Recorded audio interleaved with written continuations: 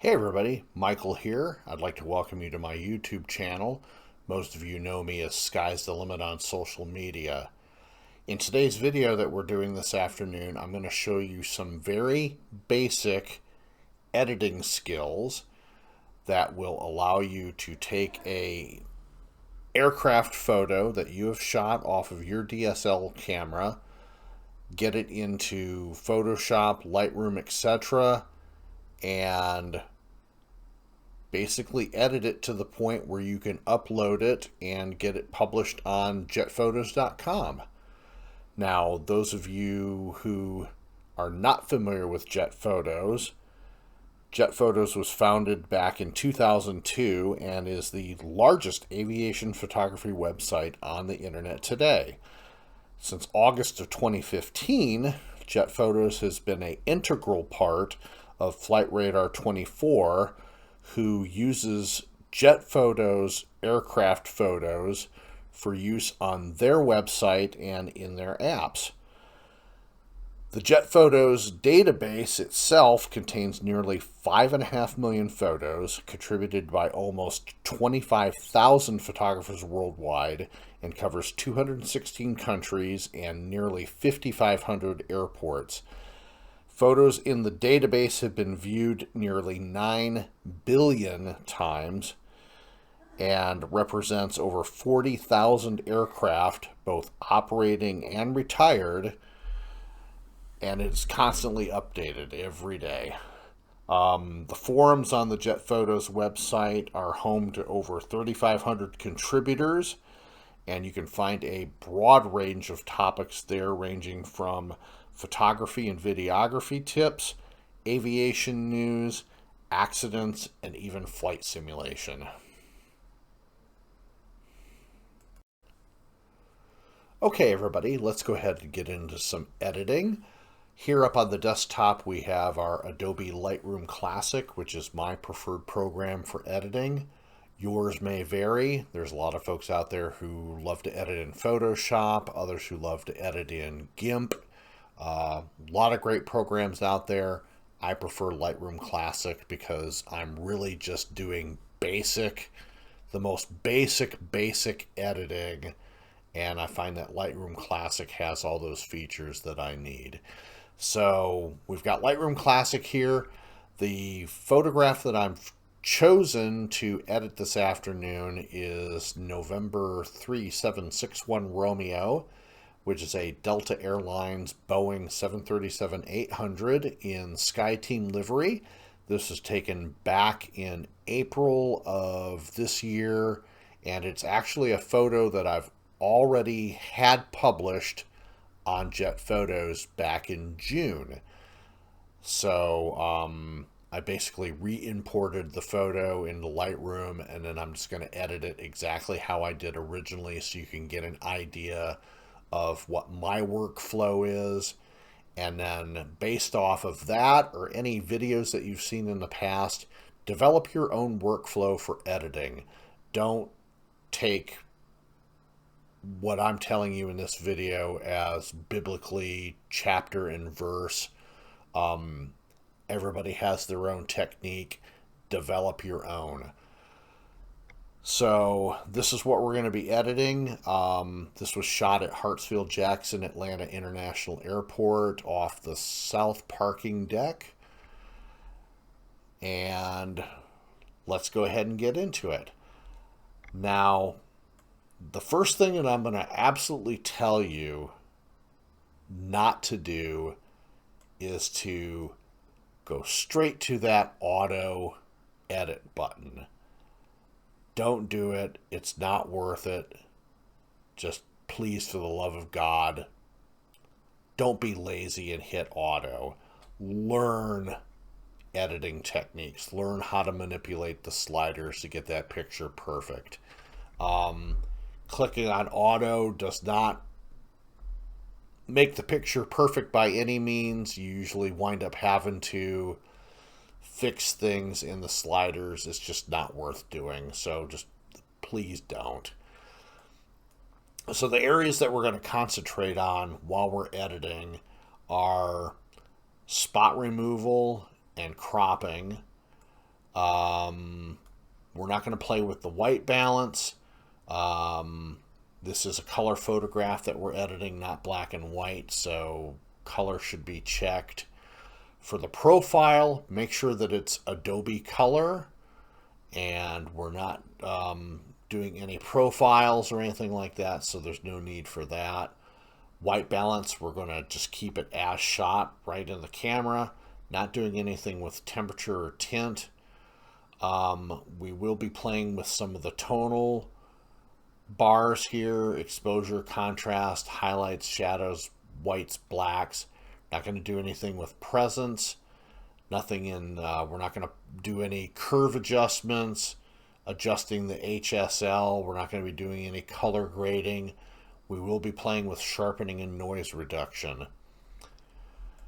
So the very first thing that I like to do with a photograph, once I get it into Lightroom, is I'm going to do lens profile corrections. So I'm going to scroll all the way down here to lens corrections, and you're going to see these two boxes that are not checked, and remove chromatic aberration and enable profile corrections. We're going to go ahead and tick both of those.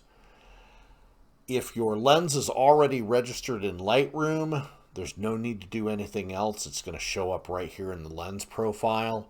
If your lens does not show up, just simply click this little area right here. You'll get this pop-up box.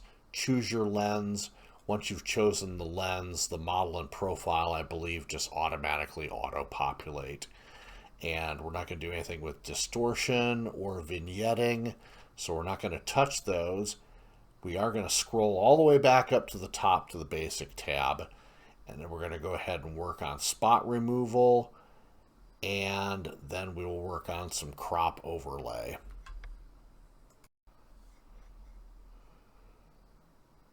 So let's get started with some spot removal. The area that we're really going to concentrate on here is the sky above the aircraft. That's probably where you're going to mostly see any distortion and dust spots that need to be removed. Don't really need to concentrate anywhere in here. They're going to be fairly well hidden in the details of the aircraft and everything in the foreground. So go ahead and hover over this Band-Aid, click it once, and you're going to get this photo negative effect. And if you look, you can start to see some dust spots and distortions, and we're going to go ahead and remove those. So with your mouse, hover over the spot that you want to heal, and using the scroll wheel on your mouse, you can open and close this little aperture until you have opened it up to be just slightly larger than the spot that you're going to heal. Then simply left mouse click, and boom, you've done healed it. Then just subsequently go along the photograph, find all the other little tiny dust spots, and then just basically heal them out of the photograph. There's a fairly big one right there. There's one right there. Got a fairly large one there, and one right there. I don't like the looks of that one, so we're going to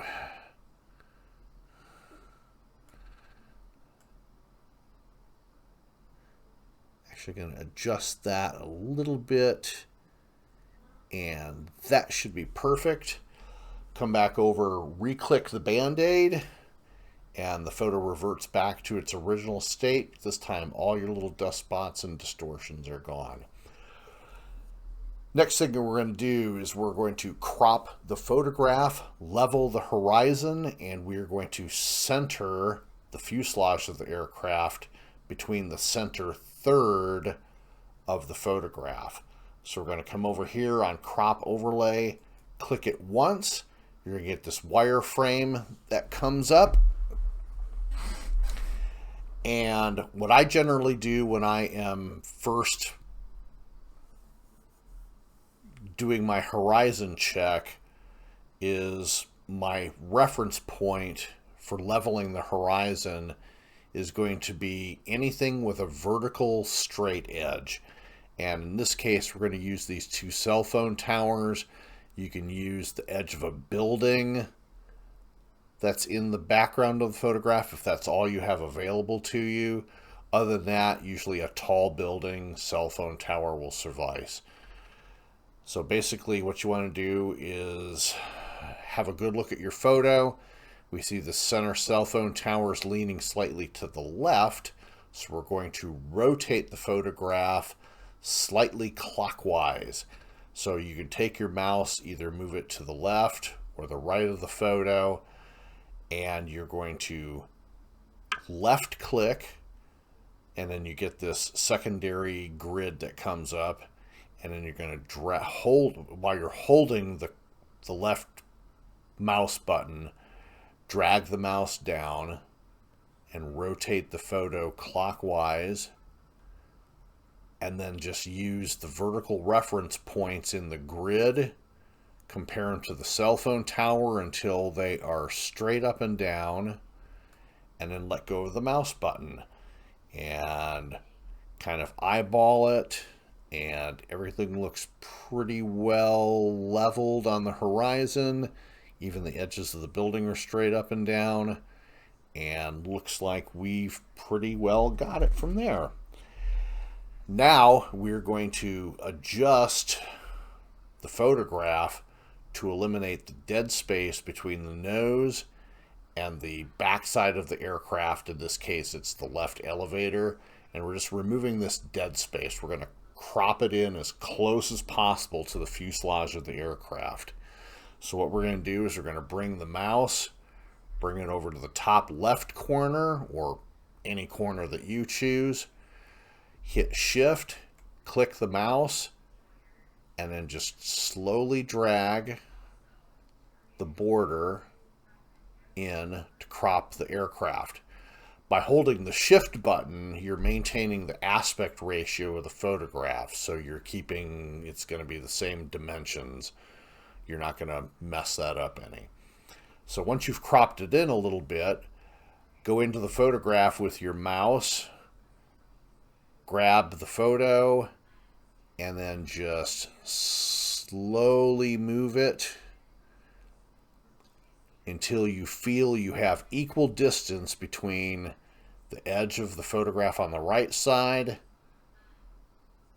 and the aircraft, and left-hand edge of the photograph and the aircraft,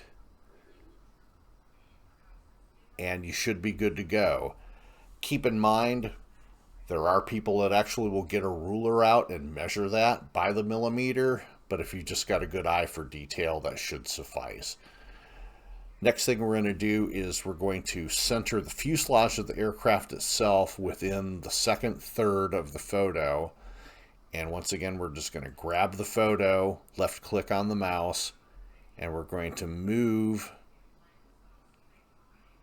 up and down as needed, and make sure that you've got the same distance between the top of the fuselage and this horizontal line, and the bottom of the fuselage and this horizontal line, and make sure that you don't move it to the left or the right, or you'll lose what you've done over here. Have a quick look at the photograph. Everything looks good. Go ahead back over here to the crop overlay button, click it, and this is our cropped and leveled and centered photograph, all ready to start editing. Now, one thing that I want to tell you not to do, and it's probably something that as a beginner you're likely going to be really tempted to do, and that's hit this auto button right here. And please, please, please, for the love of God, don't hit the auto button. While it's fairly accurate, you tend to still have to fix things here and there on the sliders, and it's just a pain in the butt. And what I really want you to do is learn each of the different things here in the editing, learn what exposure, contrast, whites, blacks, shadows, what those all are, what the sliders do specifically when you move them. Don't just rely on auto. I don't want to say it's like cheating, but you benefit more when you understand the terms and know how the sliders affect each of these aspects within the editing process. So just don't touch the auto. So going down, the first thing that we're going to probably do here is we're going to play with the whites and the blacks and adjust those. Now, as you can see, we're kind of clipping in the whites, and that's just where the sun just has some more exposure on certain parts of the aircraft than others, and you tend to kind of lose a little bit of data as it's clipping. And it's very common in, like here in the rudder, this is an area that's kind of clipping, usually around these little brighter areas right here generally clip a little bit. Right there on right here on the nose where you see this really white area, it's just where the sun's reflecting off of it. It tends to kind of make the whites clip. So what we're going to do is we're going to click or press and hold the Alt button on your keyboard, and then with your left mouse you're going to click and hold down the teardrop here in whites. And what's going to happen is you're going to get this black background, and then you're going to see these hot pixels. And like I said, they're mainly right there on the tail and right around this part of the cockpit here below the windows. And what you're going to try to do is we're going to try to eliminate as many of those pixels as possible. It may be impossible to get rid of all of them.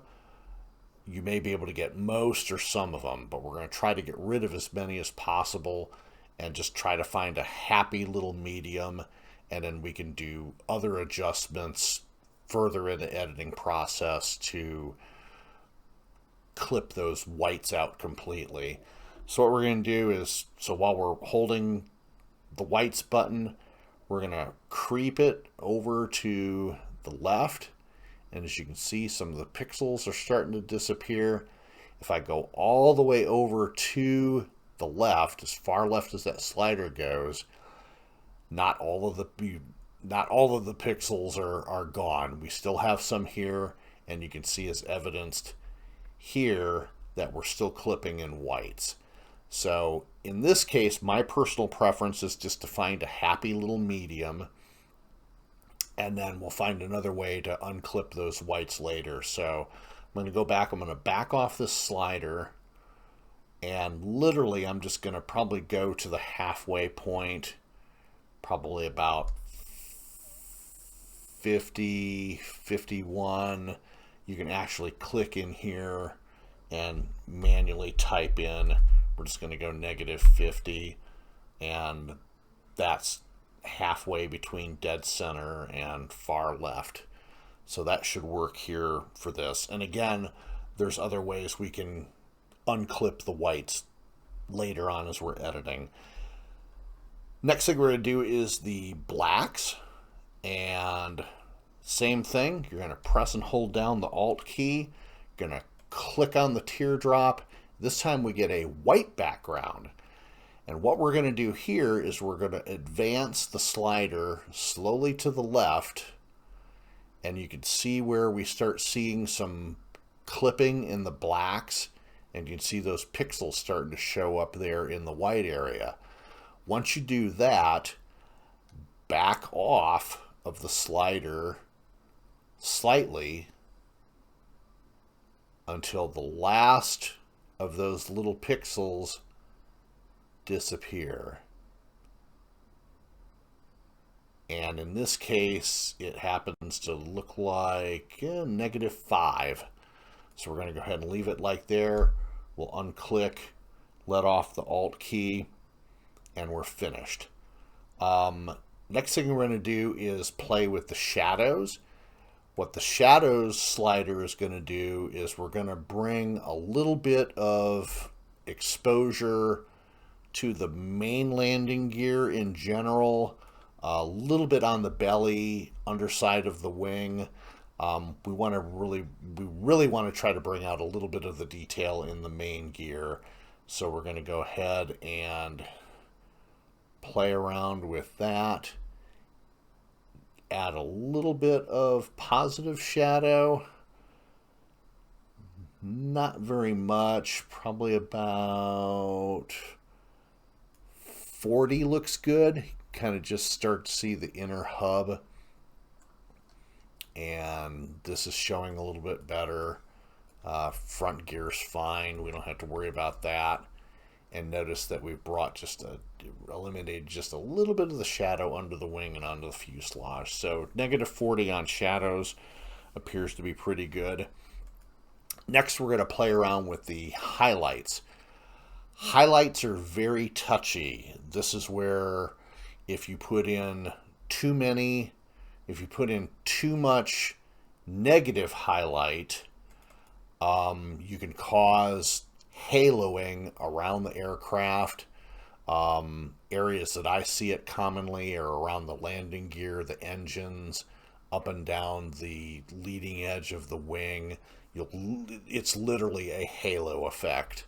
So you want to avoid that as possible. So you don't want to really add a lot of positive or negative highlights. Again, just find a happy medium. So just click the slider. We're just going to advance it slightly.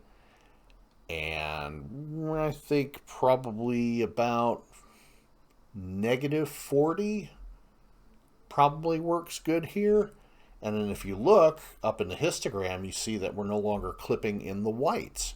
So we got all that information back that was lost when it clipped. So -40 seems to be a nice happy medium. And we're going to advance down here. We're going to, actually, let's go up and we're going to play with exposure and contrast. Now, as far as exposure goes, looking at the histogram, the photograph seems to be pretty well exposed as it is. So personally, I'm not going to do anything to it at all. I'm going to leave it as is. I am, however, going to play with the contrast. I'm going to bring a little bit more blue to the sky and a little bit more green to the grass. So we're going to add some contrast, not a lot, probably about, let's say 19, 20 probably sounds like a good happy medium. So +20. And there we go, and you can see the grass just got a little bit greener, and we have just a slightly bluer sky in the background. Another really good thing about contrast is if you're shooting ground to air and you've got lots of puffy little cumulus clouds around, and contrast will make those clouds really pop out really nice, especially during golden hour shots where you get the very pretty yellows and oranges and reds coming from the sunset against the clouds, and giving a little bit more contrast really brings those colors out more and really makes the background really pop nicely. So not a lot of contrast, just enough just to blue the sky a little bit more, make your grasses a little bit greener, and we're going to go ahead and leave it at that. So now we're going to come down. Normally I would not use any of the features under presence, but in this case we're going to use a little bit of dehaze. when I first edited this photo back in June, I was told by one of the moderators that heat haze might be a bit of an issue with this photograph. As evidence, if you look in the background, there's a lot of heat haze back there, and just a tiny little bit you can kind of tell on the leading edge of the wing. So we're going to go ahead and add a little bit of dehaze to this, and what this will do is literally just slightly dehaze the photograph, and we don't need to really add much, just probably right here up to, I'd say, about 14, and you can see that actually makes a big difference. Let's reset it, and do you see the difference there? Put 14 back into it, and there you go. It kind of dehazes, kind of takes away some of that haze. We're kind of clipping into the blacks just a little bit, so we're going to kind of back off and go to... Actually, I'm going to leave it at 14, but I'm going to go back into the blacks and just readjust the black.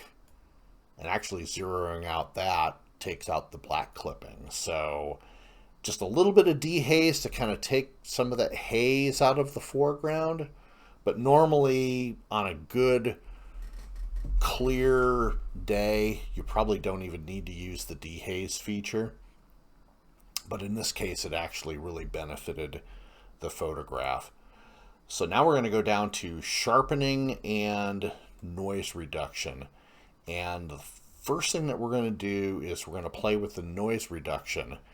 And when you zoom in on the photograph, you'll see this graininess to the fuselage, and especially here at the beginning of the tail and the rudder, and just this kind of, it just doesn't look smooth. It just has this kind of grain effect to it, and you kind of see that going up and down the fuselage. So using the luminous slider, or the luminance slider, we're going to go ahead and add some noise reduction, and we're going to give it a good decent bit, usually around in the 70s, mid 70s is usually right about spot on.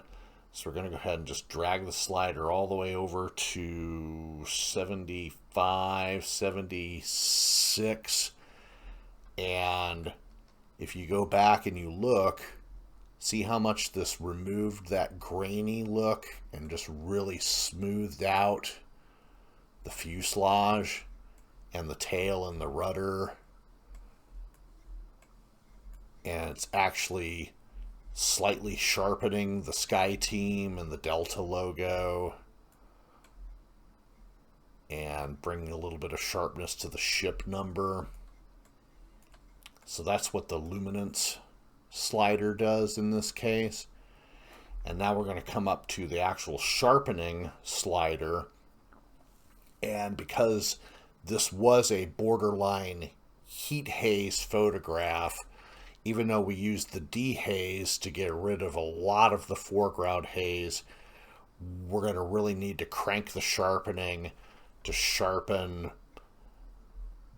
these little areas up as best as possible. So we're just going to go ahead, we're going to grab the slider, we're going to drag it all the way, not all the way to the far right, but probably, I would say, just barely inside the red zone, but not all the way to the right. And if you look at it, that sharpened up pretty nice. The flag sharpened up pretty good. The Sky Team logo on the tail looks really nice. Ship number shows up nice here. That's sharpened up a little bit more. And even the placard outside of the cabin door here has even sharpened up pretty nicely.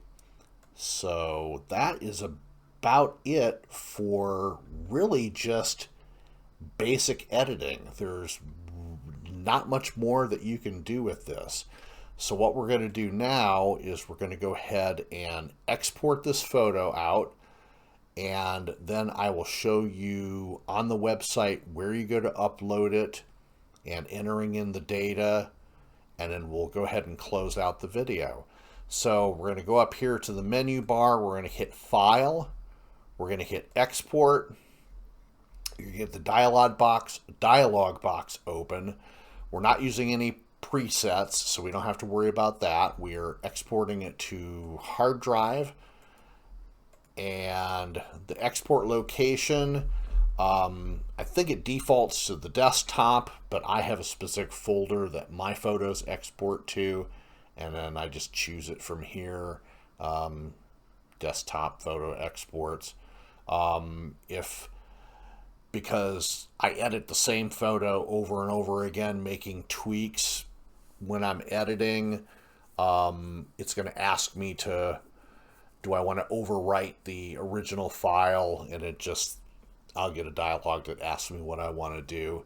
File naming, I just use the basic month, day, year convention, and then for the suffix, it's just basically the number series of the photograph. So this particular photo was the 793rd photo that I took during this spotting session on April 19th of this year. Extensions, lowercase, uppercase, doesn't matter. Video, not including any video files. File settings, make sure that you're set to JPEG. Quality is 100. Do not tick the limit file size to box, just leave it blank. Color space, make sure it is sRGB. Image sizing, we're going to resize to fit. Now, Jet Photos has a standard as far as dimension size.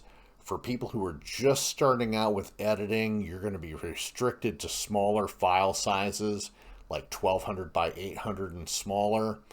So for now, you want to keep it at that. So I'm going to resize to fit 1200 by 800 on the pixels.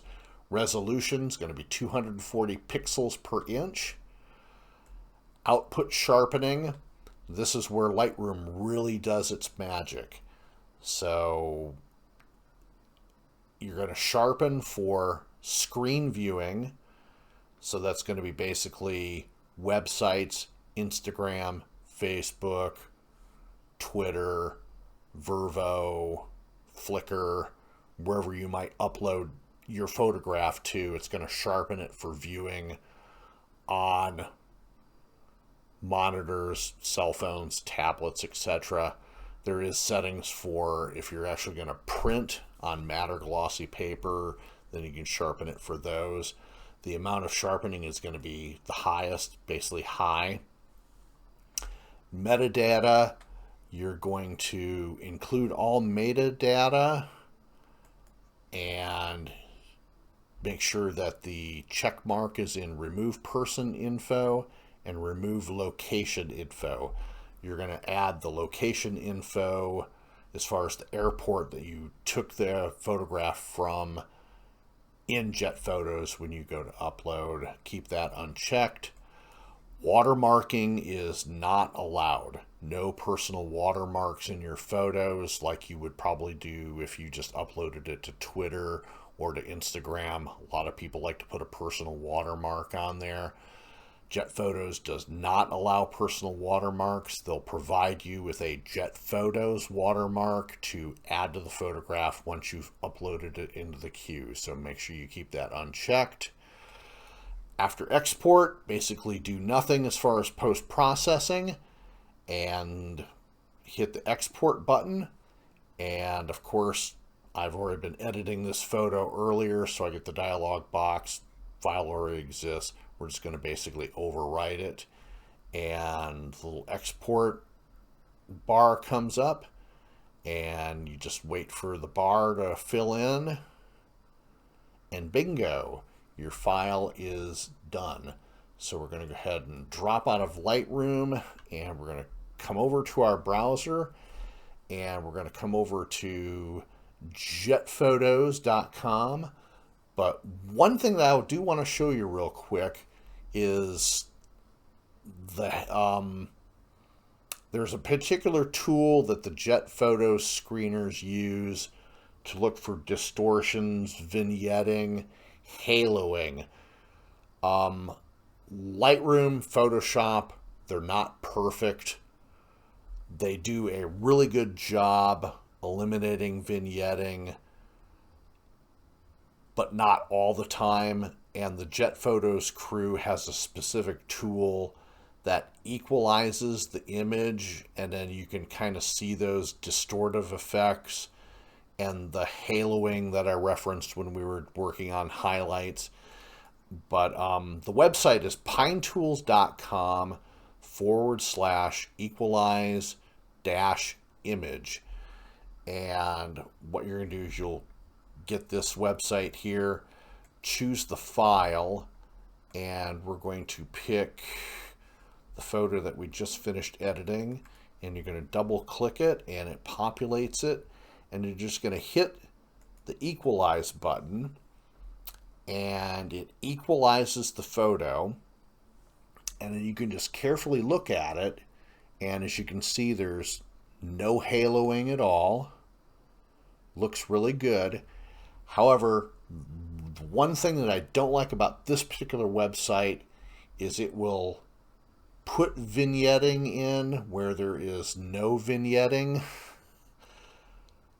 So once you've uploaded your actual photo on Jet Photos, you'll actually be able to see the tool that they use to visualize, and you can confirm whether or not there's actual vignetting or something that you may have missed during the editing process. But it's just a cute little just on-the-fly tool to check as you're editing to make sure that you're not getting any haloing so you're not surprised later. So anyways, back over to jetphotos.com. We're ready to upload our photo into the queue. So we're going to come over here. We're going to click on Upload Photos and drag your JPEG or click to upload. We're going to click, choose our Sky Team livery, and it checks the file size, says that it's past validation, and then we are going to put in our aircraft registration. In this case, it's November 3761 Romeo. You're going to click that. The airport is Atlanta, KATL. Going to click that. You're going to hit autofill. And disregard this pop-up. We're only getting this because this is a photo that I've already published. So it has already recognized that there's a photo in the database that looks exactly like this one. So we'll just ignore that. And if you scroll down, and you can see the details, civilian genre, United States of America, state of Georgia, Atlanta Hartsfield Jackson International, aircraft type, Boeing 737-800, more specifically an 832. It is an airline operated by Delta, registration, serial number, the date that I shot the photo off the EXIF data. You can shut that off if you don't want people knowing when you shot the photo, but I just keep it checked, yes. Remarks, taken from south parking deck, period. Whatever little details that you want to put in there, it's not necessary. Categories, if you happen to have an accident photo, tick mark, airport overview, interior in the cockpit, a night shot, air to air, inside the aircraft cabin, wing view looking out the window. Make sure you tick it if it's appropriate. If you do not want Flight Radar to use your photograph on their website or their app, just click and it'll exclude it from being used. Aircraft specific category, it's a commercial jet aircraft, so you don't have to tick off anything except for special scheme, because this is considered a special livery aircraft because it is SkyTeam, so make sure you do that. None of this other stuff is applicable. Camera, Canon EOS T6 Rebel, Sigma 150-600 f5 Contemporary, gets that off the EXIF data.